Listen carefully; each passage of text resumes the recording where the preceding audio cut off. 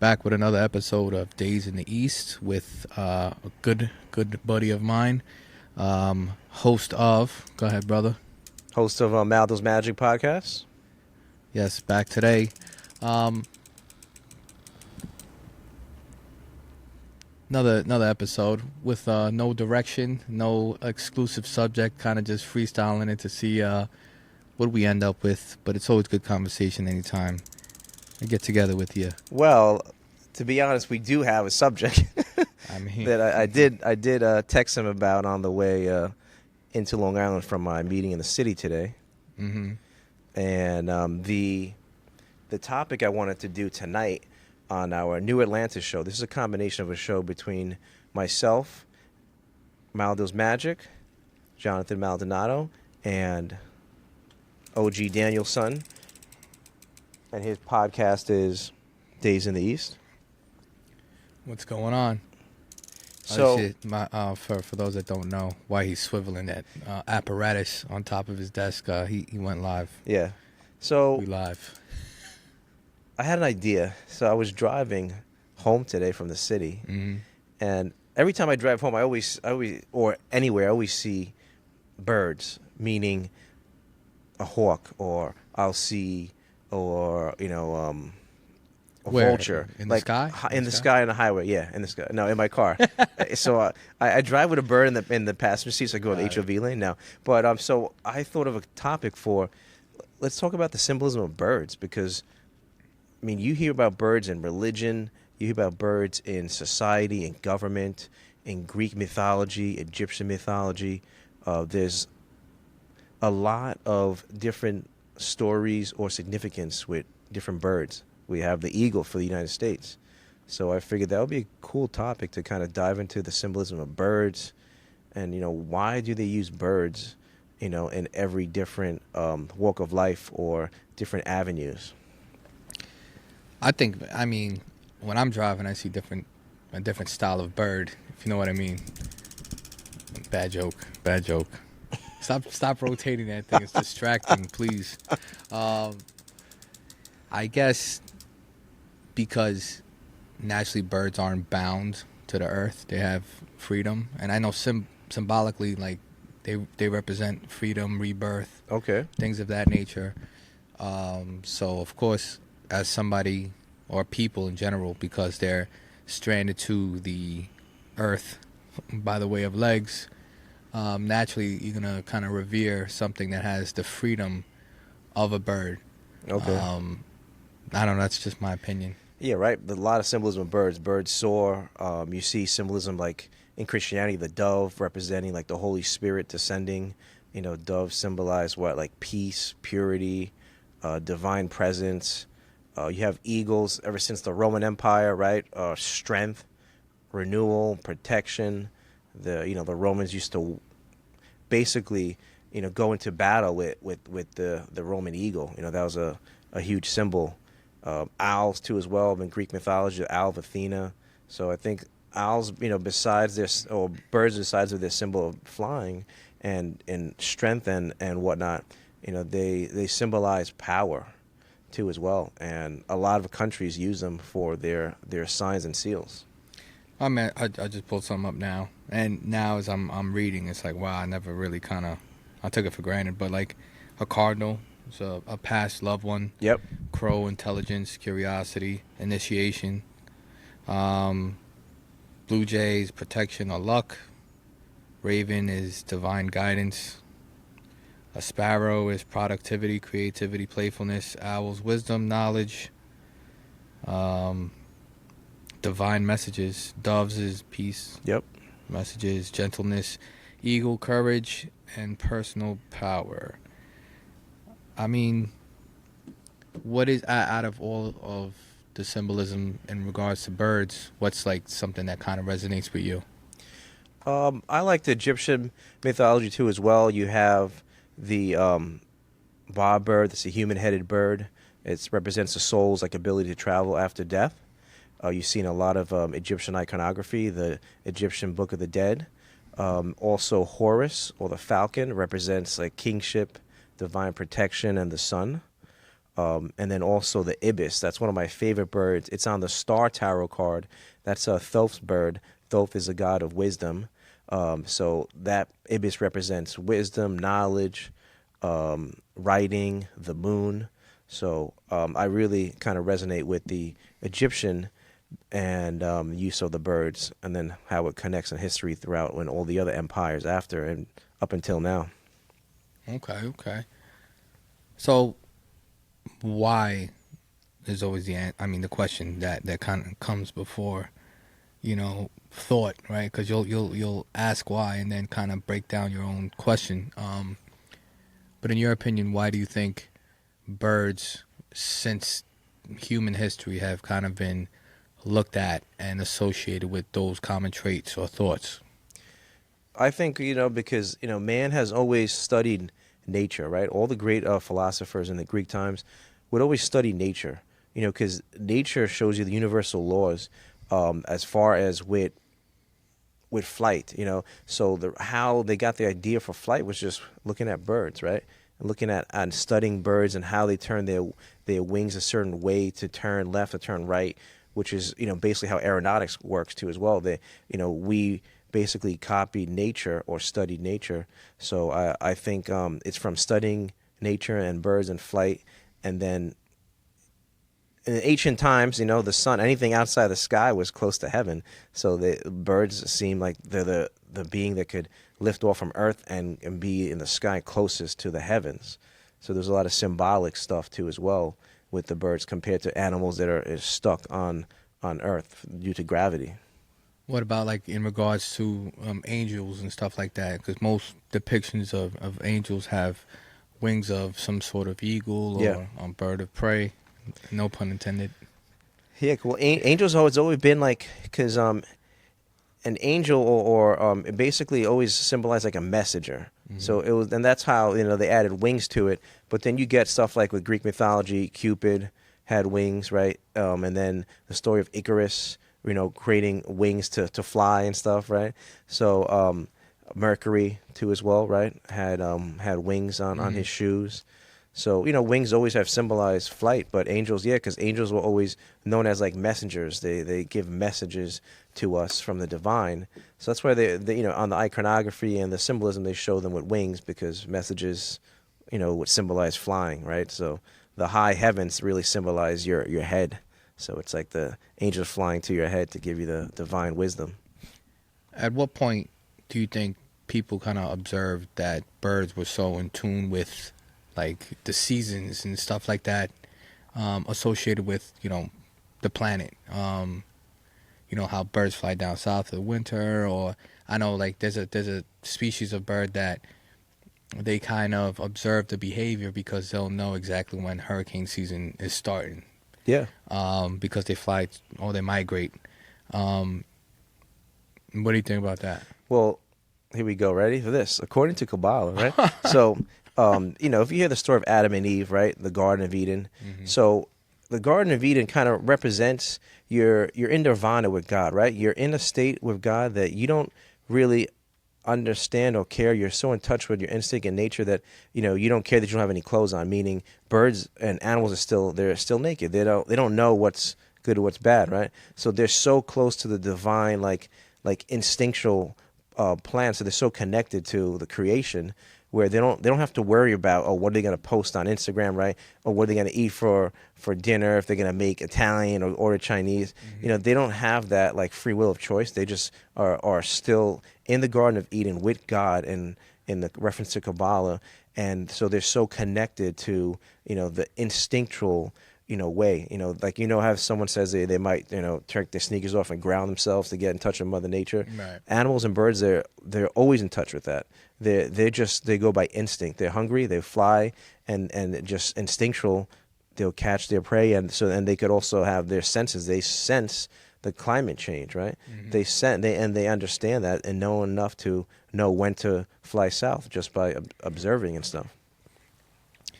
Did you ever see the correlation between birds and plants, and how birds, when they start chirping, it kind of signals the plants to undergo the start or the process of photosynthesis? I've been practicing that. Wow. Okay. So by the birds chirping? Right, in the morning. Yeah, I mean that because the sometimes I hear some birds at night, right? Hmm. You get those one or two stragglers, right? That want to go at night. I love hearing owls at night. That's the best. What's when you know when birds are the day birds are quiet. You start to hear the owls at night. That's my favorite. Around 12 o'clock, sometimes 1 o'clock, you'll hear them in the distance, or if you're lucky enough, you'll see them in a nice pine tree close by, depending on where you live. So I think it's fascinating. What about like correlations between birds and certain celestial objects, like the rooster and Venus or the morning star? Wow, the rooster. For some research, I found the rooster is actually connected to in Christianity vigilance, right, resurrection, also associated with Peter and his denial of Christ. So also in Masonic Well, symbolism, explain you that see one. the I want to rooster. hear. What do you mean, Peter? Go ahead. So all right, so if anyone remembers, or we're coming up to Lent soon, right? So basically, the Last Supper, when Jesus broke bread, you get the communion, you get all that from his Last Supper, the famous Da Vinci picture painting, right? Mm-hmm. So basically, he told Peter that he'll deny him 3 times, and Peter was, so Peter's name means the rock, and Peter was the first pope, right? First bishop of the Christian church, Catholic church. So basically, and he said, before the rooster crows, you'll deny me 3 times. And when they arrested him, he did. He denied him 3 times. So that's where the rooster symbolism comes into play, and you do see it in masonry. You do see it in some chambers of reflection. Not every jurisdiction has chambers of reflection, but the rooster, does play a significant role in alchemical symbolism. Very, very nice. Very interesting. Um, so, what about pigeons? Believe it or not, I was at my meeting today in the city, and they were flocking to the window. Some people don't like pigeons. They're all over New York City, right? Mm-hmm. But they serve great for carrying messages, right? Carrier pigeons. So they actually can be trained to carry messages. I know they raise, right? people raise pigeons and stuff like that. Something about them being in tune with the magnetic poles. I don't know, some Really? type of navigation. Oh, really? Where, yeah. Yeah, they've been used for a long time. Carrier pigeon, right, to send messages. I think they've used other birds in the past too, as well, right? I don't know if ravens or if they used. I don't know if you could use a falcon or something, but they have used birds to carry messages. Well, I mean, it's what kind of always struck my curiosity in regards to any type of animal is how and it kind of happens with humans too. It's kind of fascinating how you can pull an animal away from God, right? Mm-hmm. So an animal's in tune with nature, it's in tune with its purpose, it's part of this bigger picture, right?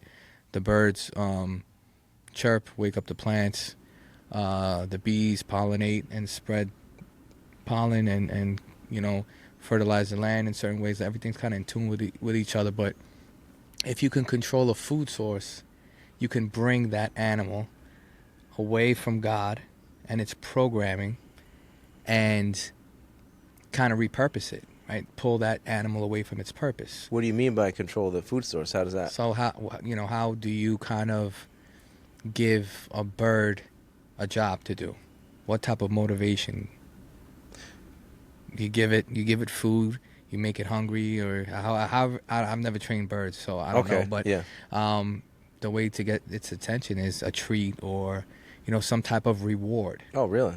Think about it. When you're teaching a dog how to sit, Mm-hmm.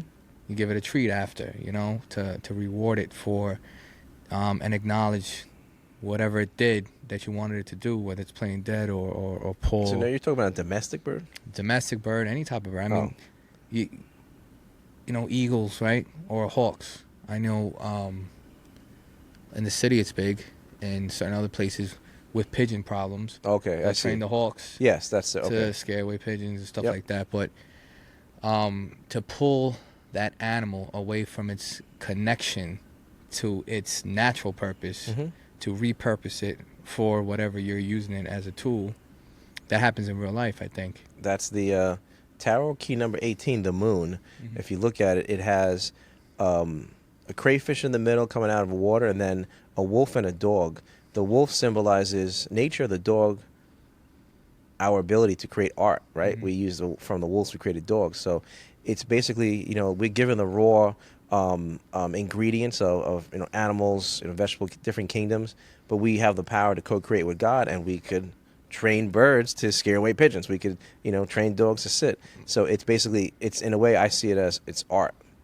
We basically take the raw form of something that's meant to do one thing, and we could train it to do something totally different. But going back to what I was saying is it was born to be what it is. Yeah. So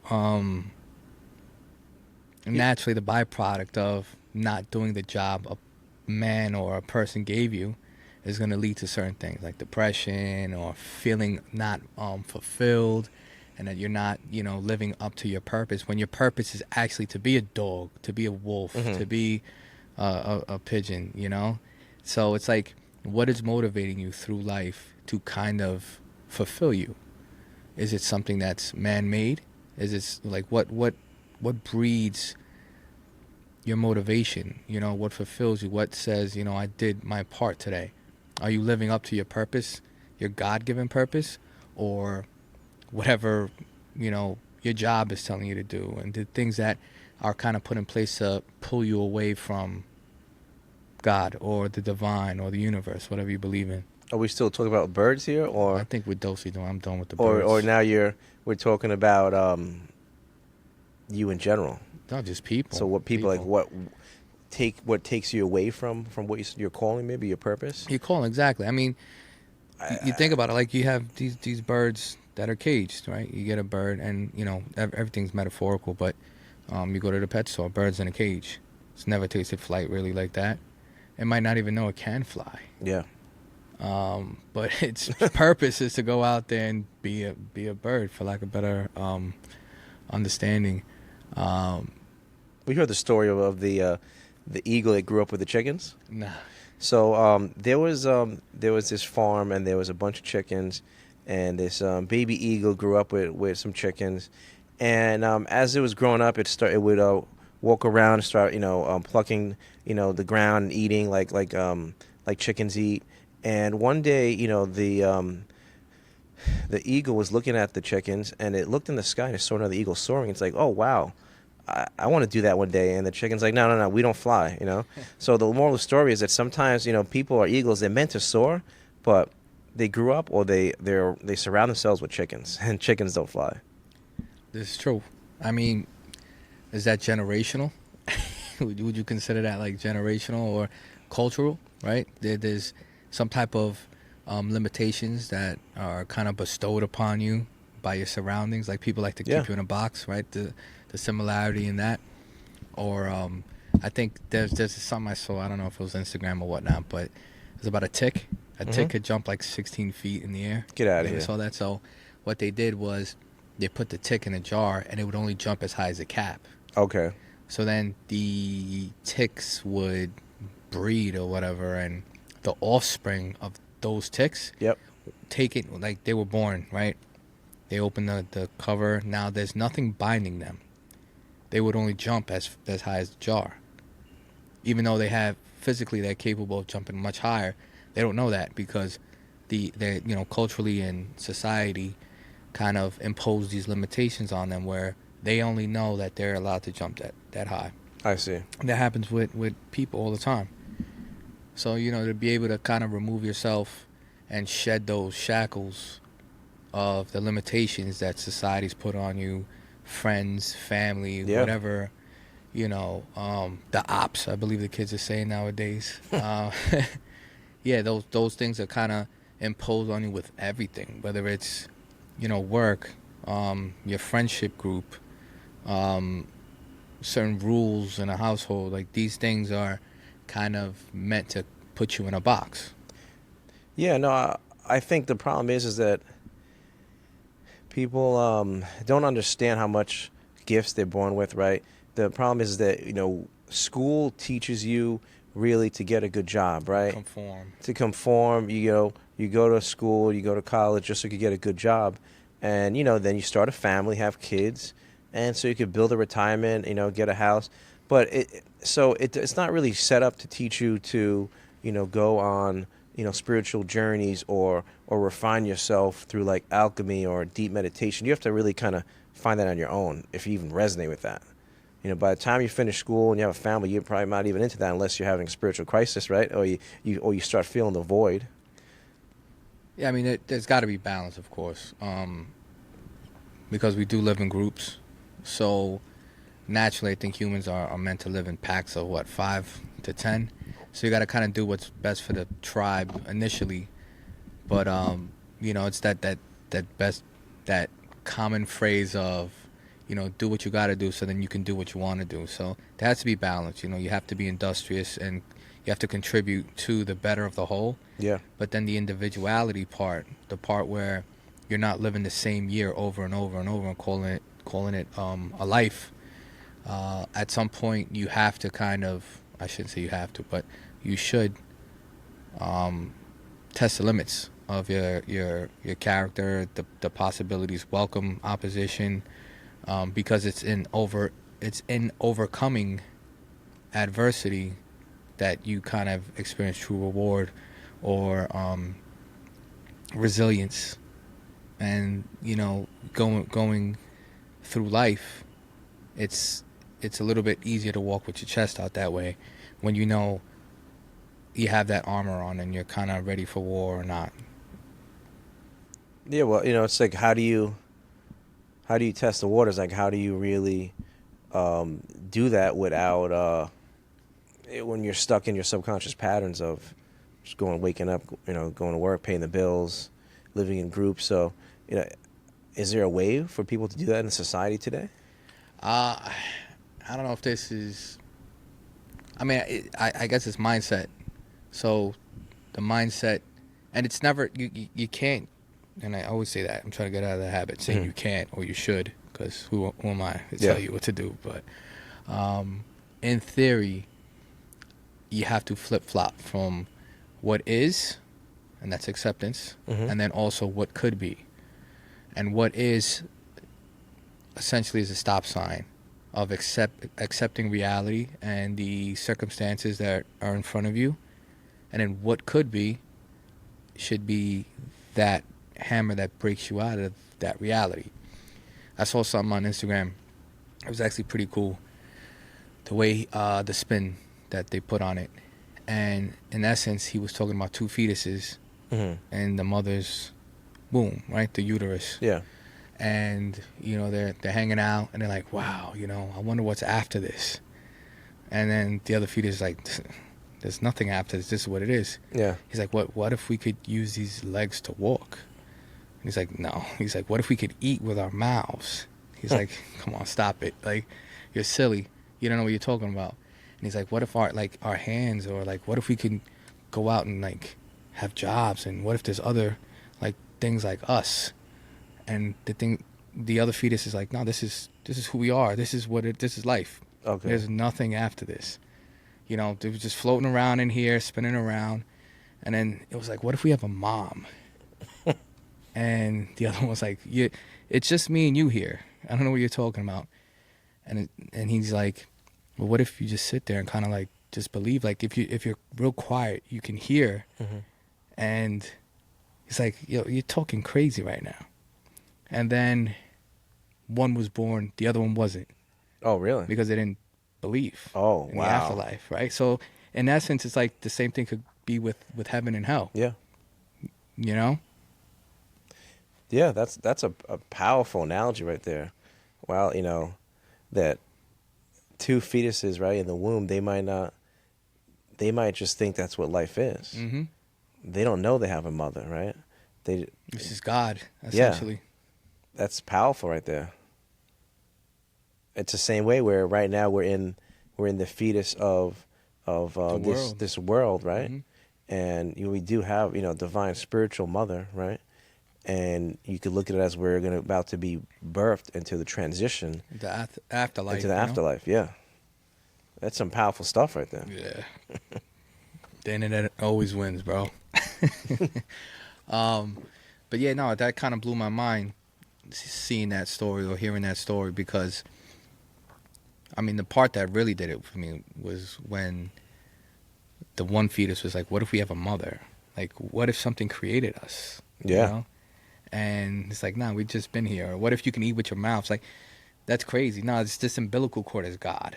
That's the only thing that we need to worry about. And then you stay out of my way, I stay out of your way. And, you know, to say one didn't make it or not, that's kind of gruesome. But, yeah, it's crazy because, you know, what happens if you don't believe in heaven or you don't believe in whatever you believe in.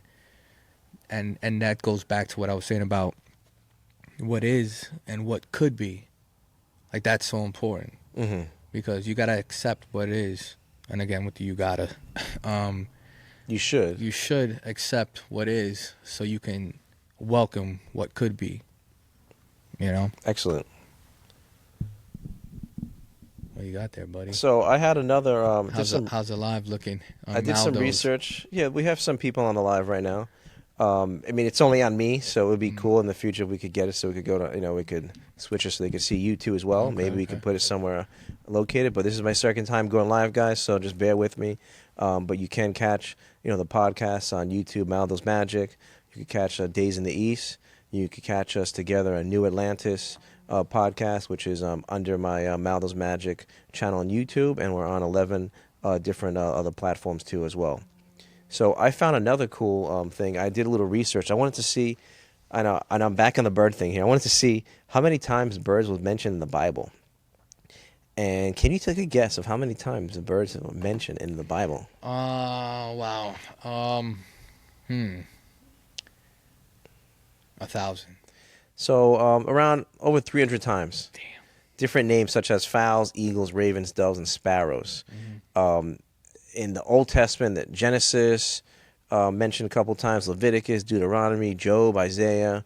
New Testament too, they're mentioned in Matthew a couple times, Luke, and Revelation. So it's interesting how throughout different religions and even the Bible, over 300 times. So I'm still dumbfounded on the symbolism of birds. I feel like people never really explore this symbol and why and how it's used, you know, in a lot of different areas of our life, from political to social to religious areas. I think that just goes with kind of the community and the way we are culturally. We had a time in human history where observance of nature was the only type of what's the word I'm looking for? Damn, I blanked out. Entertainment. The only type of entertainment we had was the stars, nature, and then those things kind of fueled invention and things of that nature. So, in order to breed connectivity, you have to use a metaphor that people can relate to.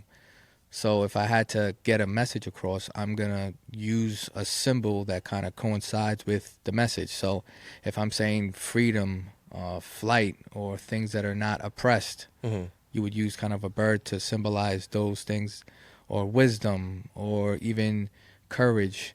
The way an eagle goes into the water to get a fish, even though it's not set up for that type of environment. So I guess it comes down to just observing nature. The same way you would kind of, you know, use other animals, right? If you judge a fish by its ability to climb a tree, you're out of water. You know, you're out of luck. Yeah, but, it's out of its element. Yeah, but in its element, it's a majestic creature. So, you know, it goes hand in hand with those things. Excellent. Yeah, so I'm going to open up anyone live, have any questions, feel free to plug it in. I'll figure out how I could pull it up and then answer them for you. So I will take some questions if you guys want. Tarot questions. To ask, yeah, we could do tarot questions. I do have my tarot deck here. I have the Rumi Oracle deck right now. So if somebody wants to ask some questions, I can pull an oracle card too as well, or I could pull a tarot card.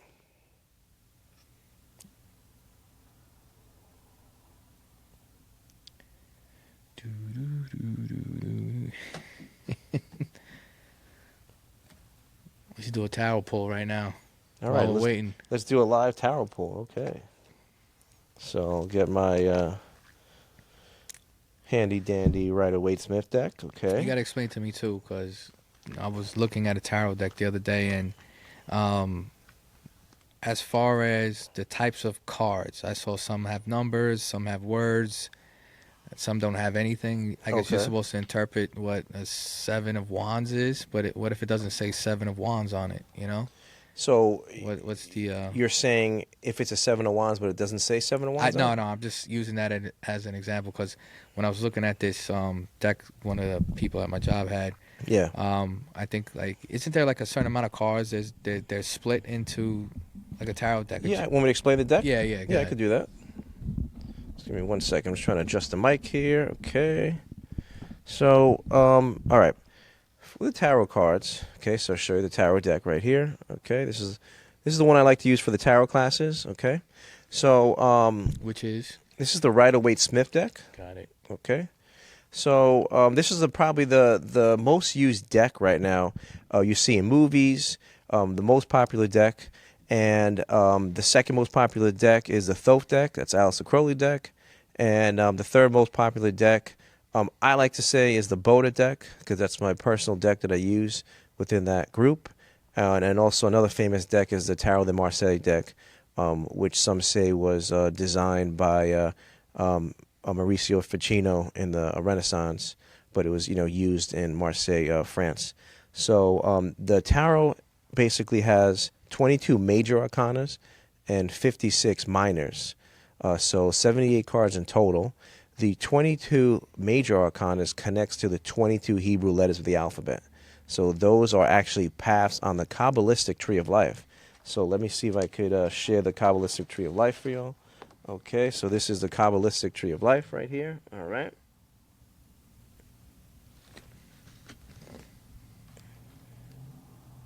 So, and there's 22 paths on here. So basically these 22 paths connect to the 22 letters of the Hebrew alphabet. And that's why the tarot cards, the majors, are 22. So then you have the 56 minor cards, okay? So you have different suits. We have the pentacles, which represents earth. We have the swords, represents air or the intellect. And then we have cups, which represents emotions, creation. And then wands represents fire and your willpower. Okay, and then there's also 16 court cards. You have the king, queen, you have knights, you have pages. Some cards use princess or princesses as well instead of pages. So the minor cards really connect to the different zodiac signs, so the different degrees. So basically, each card will, like if it's a sword card, it might connect to, like an air sign. It could be a Libra, right? Or it could be Aquarius. Okay, so but the majors are really modes of like consciousness. They call it the fool's journey, because it starts with the fool, which is number 0, and then it goes to the world card, which is number 21. But it's 22 cards, but it's numbered from 0, the fool, to 21. And then as far as method, mode, reason, tarot, a lot of people are like, I don't want to know if I'm going to die tomorrow. See, that's the thing about tarot. It's a very common misconception that it's only used for divination. Like you could only use tarot to tell the future or to see if my boyfriend or girlfriend still loves me. That is just the Hollywood version of it. The inventors of tarot, they didn't invent this just to do readings to tell fortunes. Real occultists or esotericists don't use it for that. We can, but it's used as a way to unlock your subconscious. Well said, my brother. It's used as a way to connect to the zodiacal and planetary energies that represent. That's why they're represented. So it's really, I like to say, knowledge over ignorance, right? But this is not stuff we go to school for. So yeah, a lot of people would just know by what they hear tarot, right, in movies.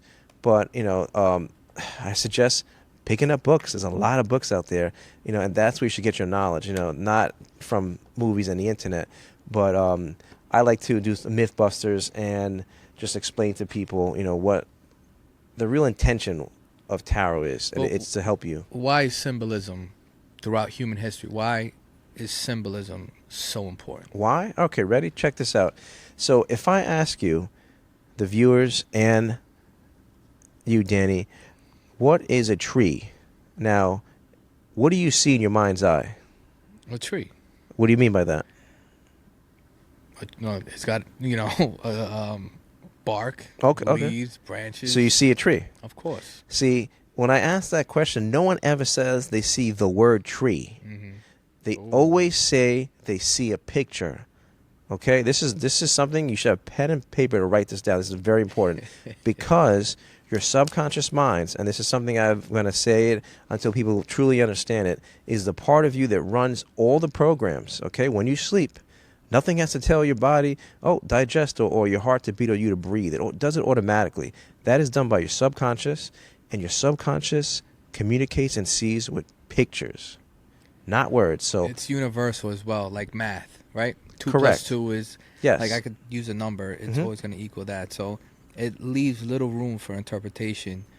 Well, not interpretation, but like to sway off, right? Like a text message could be read different ways, right? Correct. Depending on emotion, right? Exactly. How you're feeling that day. Yeah, because people could read it text differently. Right. Symbolism is what it is. A picture of a tree is a tree. A picture of a triangle is a 3-sided shape. A picture of a square is a 4-sided shape. Very good, Jonathan. Very good, Jonathan. All right, so let's pull some tarot cards. Okay.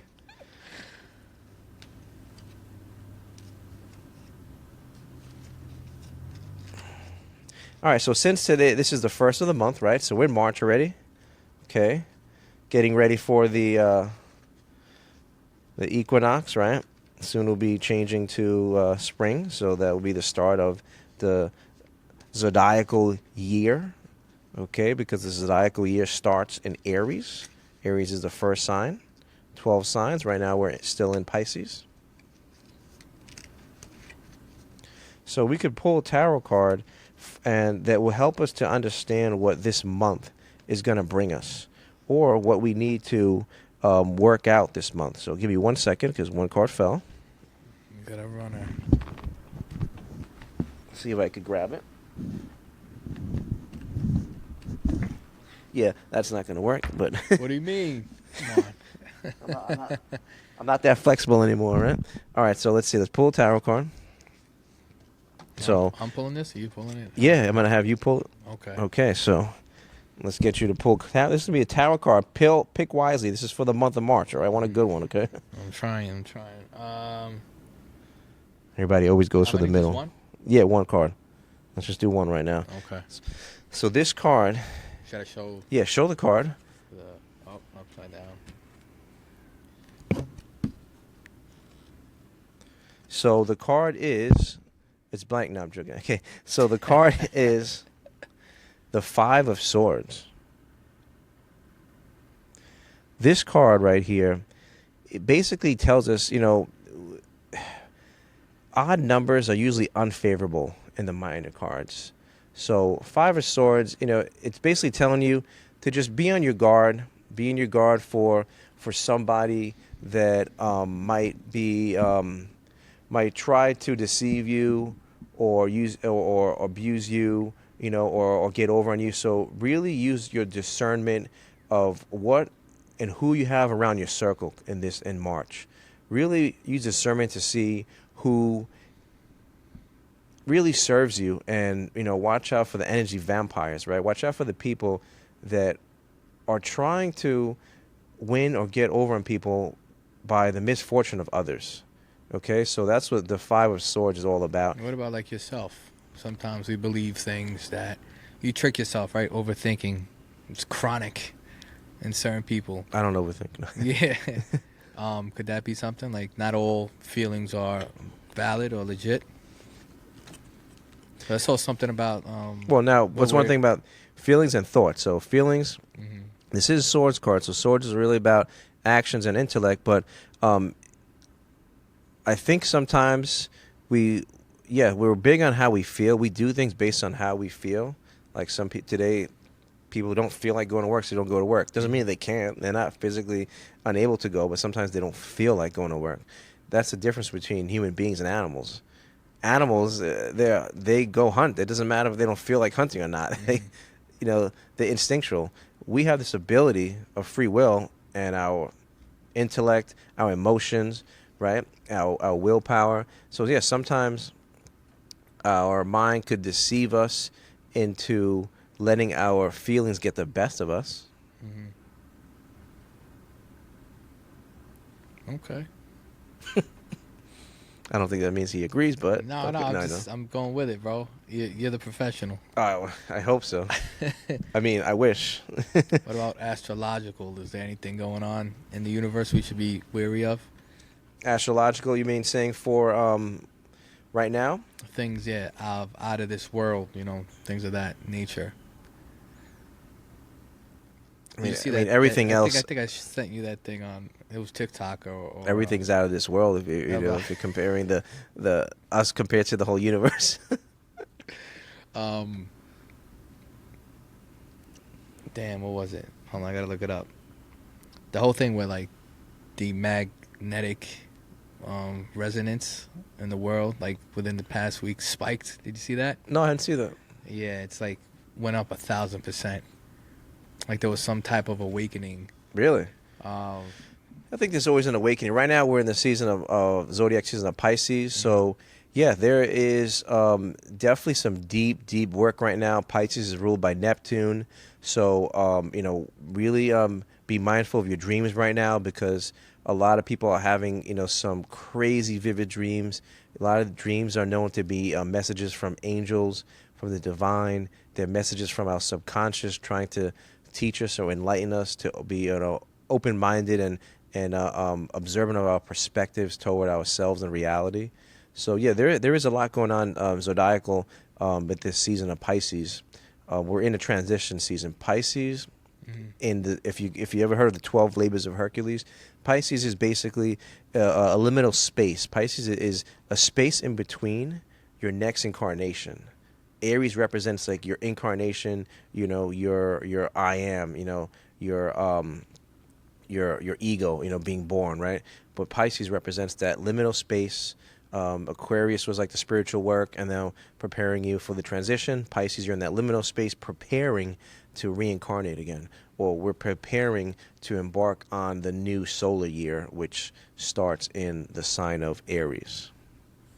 So yeah, there's a lot of deep stuff going on right now, connecting to your subconscious and the unconscious within what's going on within the zodiac sign in Pisces. how are we looking for the new year coming into spring? Is there any way to tell? I mean, we could pull a card. Let's do it. Let's pull a card. So for the new year coming into spring, let's see what the tarot shows what's in store for us.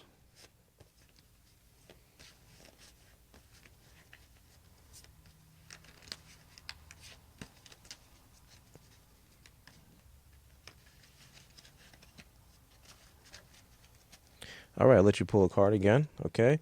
So this card we're going to pull now is to see what's in store for the new zodiacal year.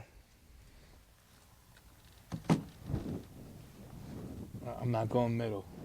Everybody always goes middle.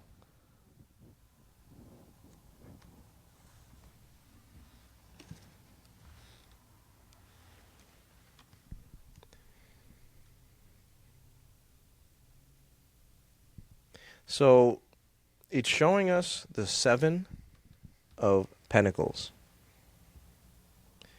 The Seven of Pentacles is really a card that is developing in the story to wealth. This is a story of accumulation. It shows that within this new zodiacal year, starting in the spring, we're going to be really focused on hard, concrete items, on items that are within this material realm, items of building wealth, items of of accumulation. It shows that we've worked hard this past year, and we've accumulated a lot of material items, and a lot of times people in the spiritual realm think, oh, I don't want to be materialistic, but you can't pour from an empty cup, right? So you have to have funds. You can't help the less fortunate if you don't have anything to give. So this shows that this is a time to build up all the hard work from last year, and to gain all the rewards from all the accumulation of the material success that we built up yet and up until this point. So yeah, it definitely shows a point of accumulation and abundance coming in within the material realm, which this is items that we do need to be able to do things that are going to help and serve the better of humanity. Interesting. How often does that resonate with you? Whatever you pull for the day. Well, for the longest time, I used to pull cards all the time. I haven't really pulled cards. I pull cards now just when I do tarot classes. First and third Wednesday at a Buddha Belly Records in Sayville, Long Island, New York. And so, when we do these podcasts, we'll pull some. But usually, when you pull a tarot card, obviously, if your intentions are pure, they're usually pretty spot on to help you to understand, what kind of energies or what is about to happen or what's taking place around you at the present moment. What other do you, I don't know how to word it, but do you feel that you can impose change in an established reality, if that makes any sense? Do you think you could impose change in an established reality? Not change, but okay. Like, can you learn to manifest stuff that you want? I guess manifest would be the word. Yeah, right. I mean, we're manifesting all the time. We came with the idea maybe last night, right? And we manifested a show today. We didn't really plan it, but we manifested it. We made it into reality. We made that thought in the invisible, right? And it was just in there. It wasn't like you had an email from me, right? It was a thought you had, and then we just put it together. So I think we're always manifesting, on a daily basis. Now, is that just action, or like setting a goal and then putting it into play? Like, can you explain manifestation on a deeper level? On a deeper level. All right. He wants me to go deep. I'm taking the floaties off, all right? No. We're going deep. So,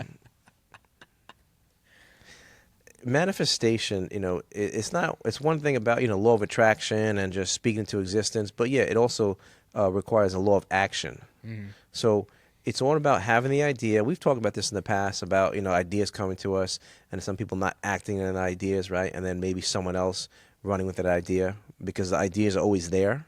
So it's really about taking the idea and, it's in a higher realm of an archetypal world, forming it up, creating it into something that's more concrete, and then, forming it into something that's going to be manifested in the material realm. So that's what manifesting is all about, like bringing a thought or an idea into reality. Mm-hmm. Yes, it does take, action to as well. It's not like, all right, manifest $1,000 and it comes. No, it manifests $1,000, and then if you're in sales, you make those calls. If you're in real estate, you sell those houses. You do what you have to do, but it's putting those thoughts out there and then combining it with the action and putting together all the base metals and supplies around you to make it happen. I mean, yeah, because there's always constant variables that could change the reality, right? So, of course, is it more important to manifest goals or opportunities for those goals? Well, goals is like something you want to reach, right? Right. An opportunity, I feel like, can help you reach a goal, right? If you have an opportunity, to... It's a chance to succeed or fail in whatever desired outcome. And it can help you to attain a goal. It can help you become closer to your goal. Mm-hmm. Yeah, I like it. I'm sold. I'll take 2. He'll take 2. All right, cool. All right. I don't know what I'm selling, but check him out on the site, right? Did you have anything else you want to bring up before I proceed to close? I think that's good for this episode. Just wanted to kind of briefly go talk about birds, which we did, which was great, and it flew into other types of ideas, which was amazing. So I'm looking forward to our next episode. And yeah, this was great. All right. Thanks for joining us. See you on the next one. Yep. Take care. And cut.